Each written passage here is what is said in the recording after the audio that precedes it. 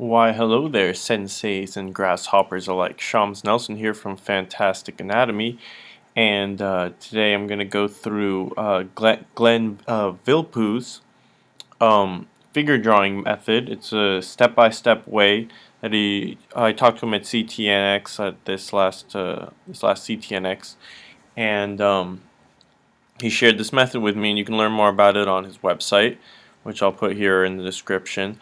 But yeah, let's just get started. If you haven't seen part one, you should hear his explanation of it. But basically, we're going to start from the top and go down through all these different steps to come up with our figure. So the first one is these gesture lines, and he describes them as kind of going like this.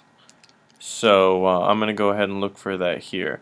So I'm definitely seeing a curve here. I guess the chest usually comes out, so let's represent that like that. And then this could be one.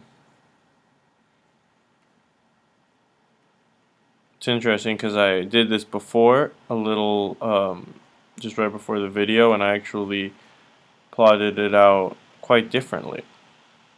I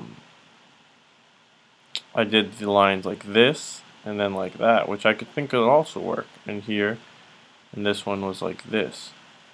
So I guess that what I would try to do here, I'm going to try is to choose the simplest one. So what I'm seeing is a big action line that comes down all the way through. So let's try with that. So have it come like this, and then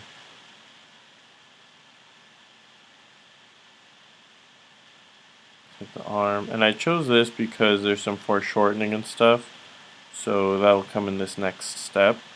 So I think I might even just start going on to the next step right now. So this step, you're gonna follow the forms. Probably not a big form like this, but the arms and stuff.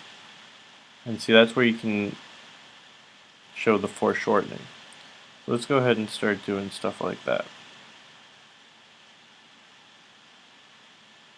So I want this this is showing that it's curving away from me. So if he was a big tube, the top would be like this. So that's what I'm going to try to get going here.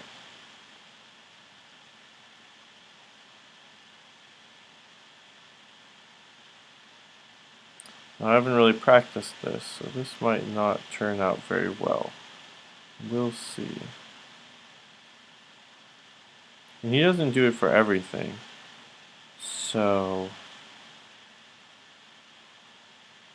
neither will I. But see right here, that would be an important part to catch the foreshortening with.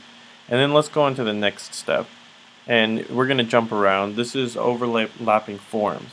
So, and he uses spheres at first. So the head is a little bit in front of the body. So let's show that.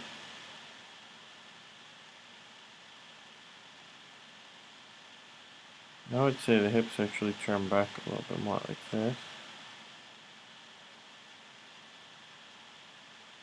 This is on top of the leg below. And I think we can represent that as like a circle with the leg coming out, and let's just continue.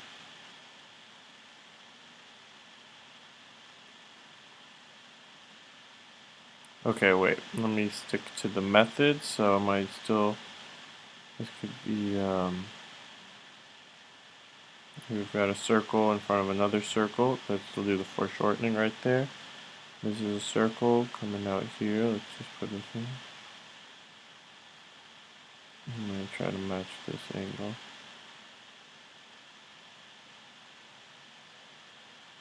Okay. I'll just go with this. So, I'm going to push the shape more, probably, but let's just go ahead and stick with what we're doing here. The next step would be to turn these shapes into box shapes, that way we'll get a better idea of the angles. So if we were to turn this area into a box, it might look something like that. Now, how would it look? Like that?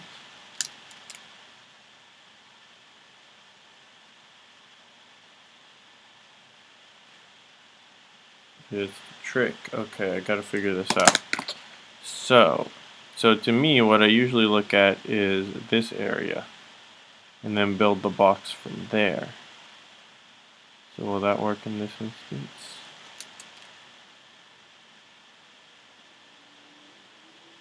I think so. This box is more like this.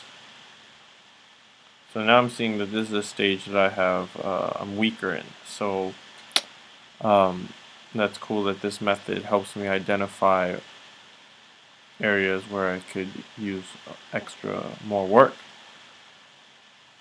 Alright, so let's try I should stay a little lighter with this.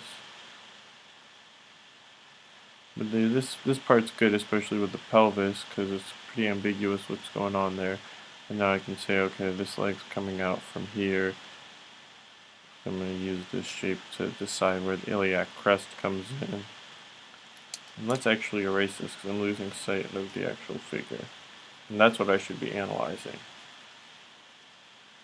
As Glenn said in part 1, you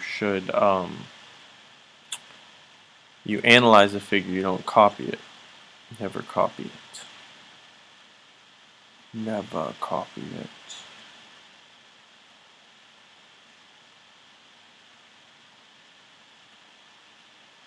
Okay, so now I'm going to go ahead and use the structure I've created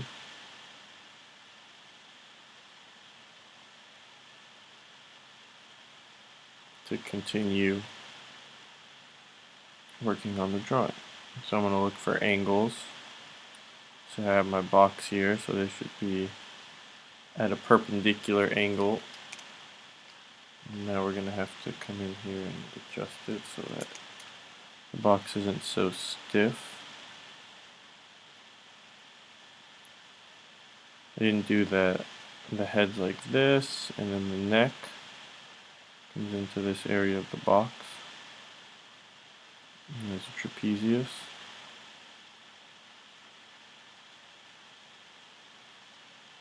And it's good to move around. Don't get fixated on one spot too much, or else you'll tend to work on it and see that it doesn't work in relation to the rest of the figure. I want to keep this flow going, so I might want to hint at that with implied lines and lines in the body and stuff, in the like these two necklines and this line kind of following this curve. Here we can continue to break this down into small forms, so that's like a ball right here is almost like a ball on top.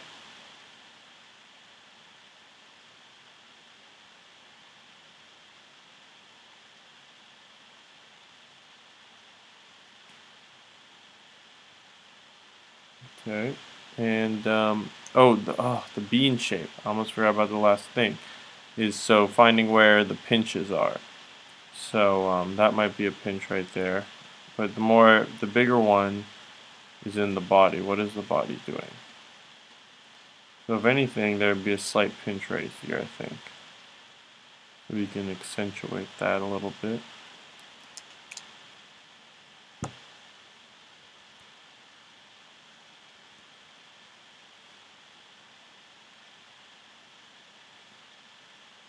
Let's see, let's erase this out. Let's see, we've got, if the pinch was going to be somewhere, it would probably be right there.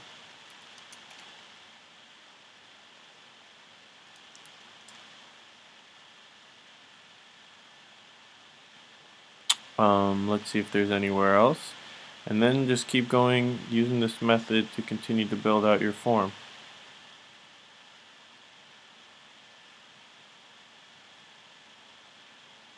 So I think that's pretty much it.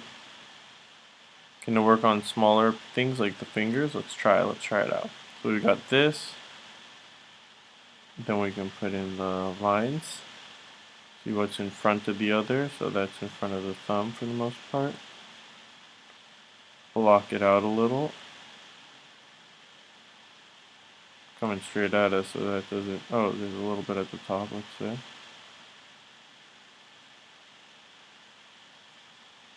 And then any beans. Probably tiny ones in there, but we're not going to go in that detail. This one.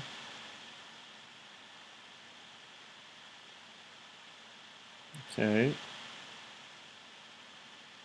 And on step 2. Right. So step 3. So if I was zoomed in here and actually doing it, I could see how this method would work on, you know, it could work on any size thing from large to small. So you could go into a finger and apply this to the fingers motion. So that's step 1. Oh, like that, and like that.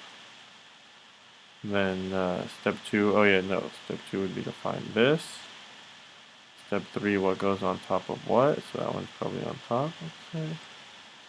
Step 4, box it out, so we consider this is the top plane. And step 5, find those pinches. So like right there where our fingers are. And boom, we just use that method to just draw a single finger. Not So I really like this. I'm gonna definitely continue to implement this this guideline, this order right here in all my figure drawing. And so I'd like to say a special thanks again to Glenn. He seems like a very nice guy. And that's it.